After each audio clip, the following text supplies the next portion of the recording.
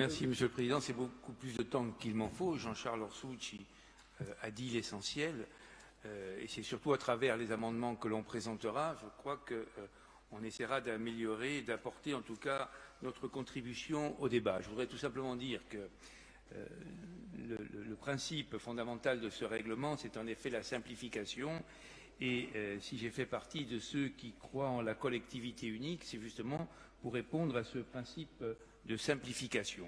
Je crois qu'on doit y retrouver en efficience et nous sommes, je pense, tous là pour travailler en ce sens. Et je salue à mon tour le travail qui a été effectué, aussi bien par les élus en règle générale, ceux qui se sont associés et ceux de la collectivité, et tous les acteurs de la collectivité de Corse qui ont travaillé à ce règlement. Ce règlement, il sera, comme tous les autres, perfectible, en effet, et s'il est des règlements dans des collectivités antérieures qui n'ont pas été forcément satisfaisants dans toutes les circonstances, je crois pouvoir dire qu'en les utilisant, en les mettant en œuvre avec honnêteté et avec équité, on peut n'oublier personne et ne pas servir uniquement ceux que l'on considère comme ses amis. Vous savez, il y a toujours des hommes à la manœuvre et qui mettent justement les outils mis à disposition au service des uns et des autres, et notamment au service des communes. Concernant donc ce règlement, nous apporterons en effet quelques propositions d'amendement.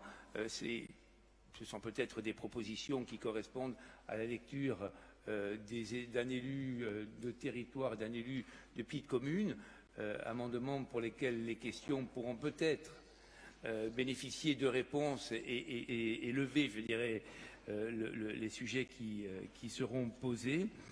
Donc nous le ferons de cette manière-là.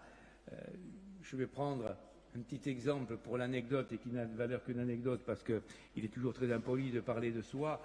Lorsque on regarde la carte des contraintes et que l'on s'aperçoit que dans le Cap Corse, par exemple, la commune de Tomine, dont on connaît l'importance de l'installation des services publics, est située au niveau du Cap au même niveau que San Martino di Lota, que Ville de Pietrabugno, et puis si je vais vers le sud, Bastia, Furiani, Biguglia, Borgo, donc on est dans le même niveau de contraintes que cette commune. Ça nous honore beaucoup, sauf qu'on s'en est jamais rendu compte.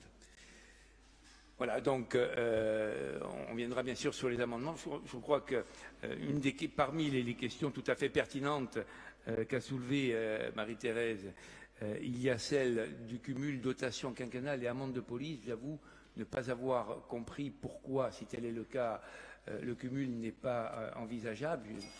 Ce sont les amendes de police, ce n'est pas la collectivité qui attribue les subventions, c'est l'État qui attribue une enveloppe que la collectivité va ensuite redistribuer aux communes en fonction des dossiers qui sont déposés. Donc le non-cumul ne me semble pas correspondre à une cohérence juridique tout à fait certaine. Voilà. Je vous remercie.